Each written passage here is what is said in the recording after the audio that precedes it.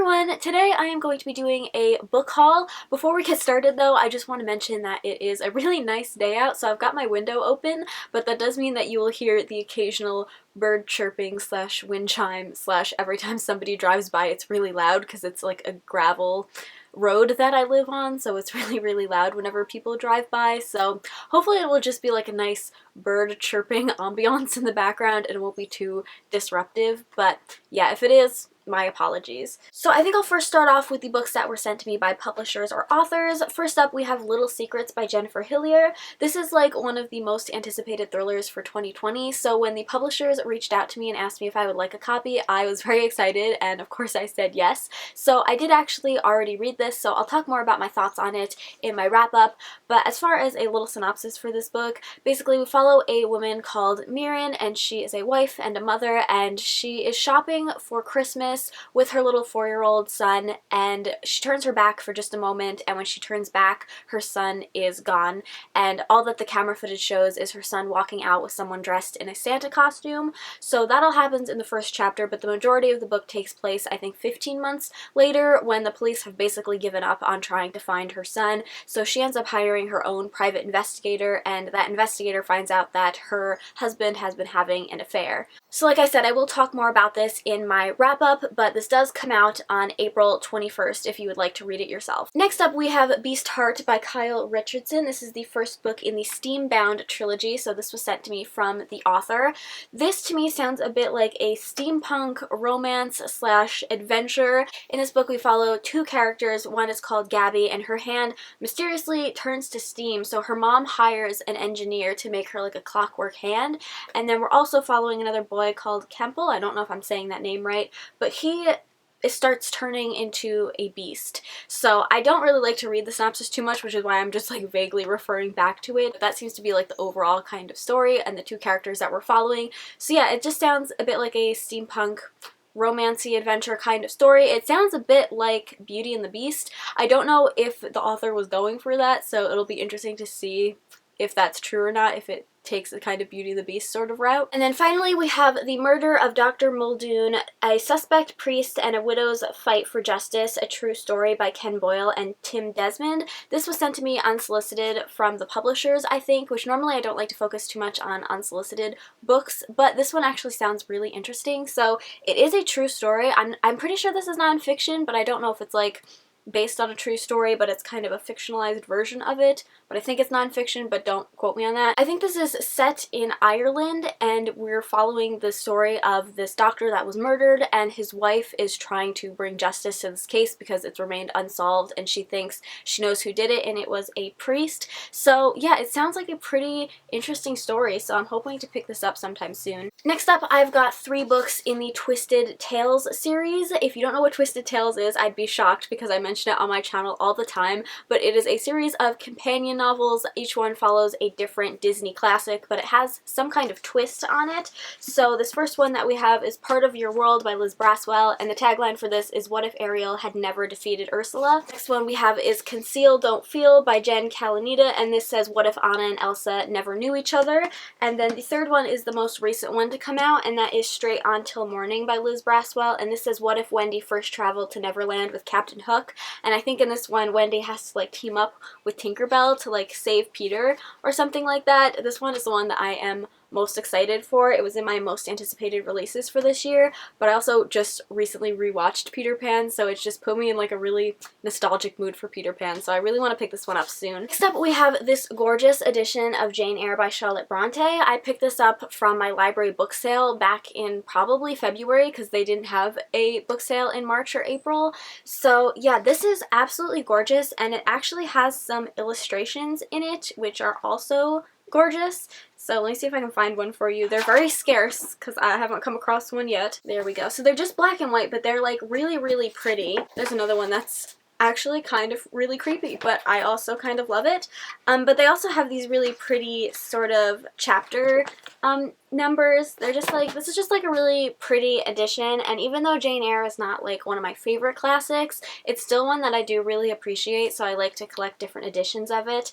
And I think this may actually only be the second or third edition I have of it, which is pretty good considering some of the other classics I've got like 6 or 7 editions of. So yeah, I'm really happy with this, and I think it was only like $1 or $2 at the book sale. So next up we've got Love, Lucy by Lucille Ball. This is another book that I've mentioned quite a lot on my channel recently. This is her memoir, which I read back in January and I absolutely loved. And yeah, I've talked about it a lot, so I'm not going to talk about it too much more here. Next up, we've got Moment of Truth by Casey West. This is another one of my most anticipated releases for the year, so of course I ordered it as soon as it came out, and I already read it and loved it. So I've already gushed about it quite a lot on my channel, but I'm going to gush about it again. In this book, we follow a girl called Hadley, and she is like a competitive swimmer at her school. So at one of her swim meets, right before she's about to dive into the water, somebody dressed in a Heath Hall costume, which Heath Hall is kind of like this world's version of, I imagine, Spider-Man, like he's a Hollywood superhero. So somebody dressed in his costume crashes her swim meet, and she's so distracted by him that she ends up coming in 4th instead of when she would usually come in 1st. So she is very annoyed by this and wants to find out who it was in that Heath Hall costume, and he's been crashing quite a few other events in the area, and it's rumored that the person in the costume goes to her school, so she's trying to figure out who it is. And it's just a really cute romance story. I love Casey West, so it's no surprise at all that I also loved this book. This is also like the 3rd book in the Love, Life, and the List trilogy, I think. I don't know if you'd really call it a trilogy. You don't have to read them in order at all, but there are little, like, I don't want to say cameo appearances, but there's just like little appearances of the different characters from each book appearing in the different books. That was really confusing how I just said it, but there were like characters from the other 2 books in the series that would just make little appearances in this book, and I thought that that was really cool and really well done.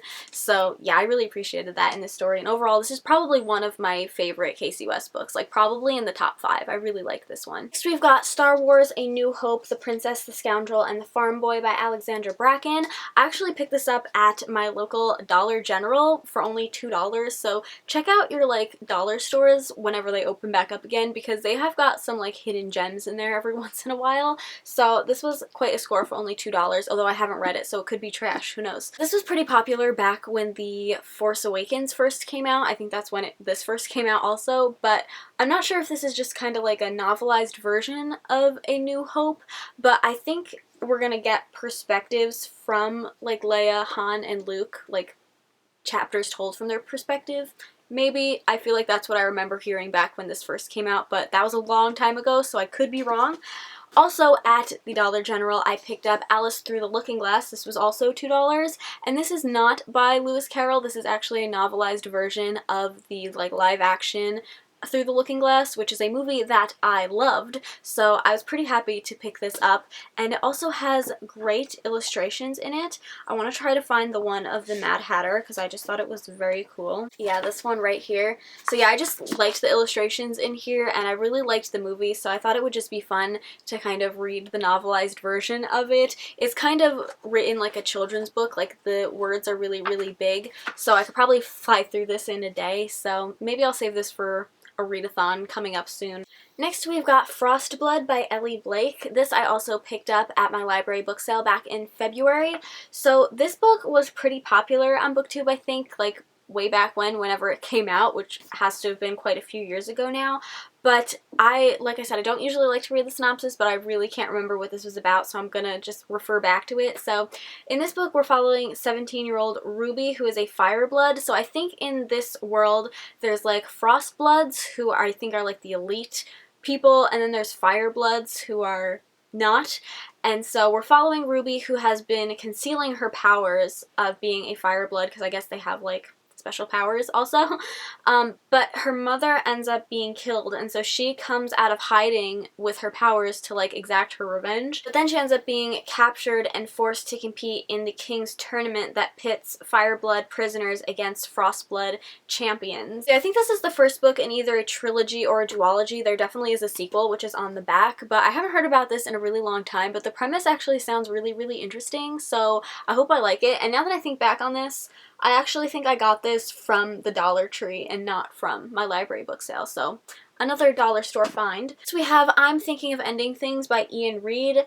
This book is so hard to explain a synopsis for. Basically, I read this book last year. I think I got it from the library, and I really enjoyed it, I guess. I don't know if enjoy is really the word I'm looking for, but I really wanted to own my own copy of it, so I ended up buying it online. But yeah, how do I explain this book? This is an adult thriller slash horror. I'm not really sure what you would categorize it as, but we're basically following a couple as they are driving in the car, and she is going to meet his parents for the first time, and it's taking them a really long time to get there, and while they're driving, she's kind of considering ending things with him. But this is a story that it takes a turn that you're not expecting, and throughout the entirety of reading it, the tagline on the inside says you'll be scared but you don't know why, and that is honestly completely true. The entire time you're reading this book, even though a majority of it takes place with them just driving in the car and she's just kind of recounting stories either to the guy or just to us as the reader, she'll just be recounting stories that don't seem particularly uneasy or that should make us feel uneasy, but for some reason you feel really uneasy the entire time that you're reading this book, and like it says, you don't really know why.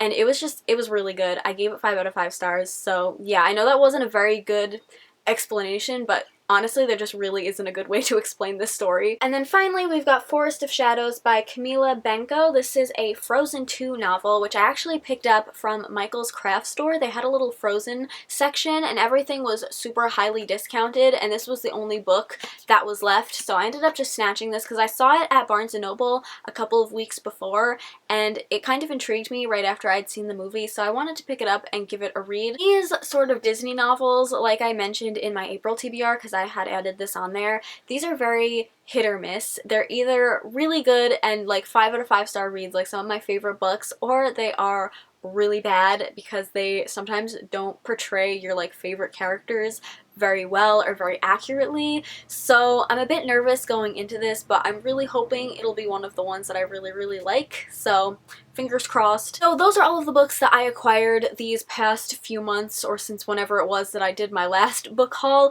Leave me a comment down below and let me know if you've read any of these books and what you thought of them. Let me know which ones that I haven't read that you think I should get to first. I hope you guys enjoyed this video. If you did, please give it a thumbs up and subscribe if you haven't already, and I'll see you in my next one. Bye! You hear that, Samson?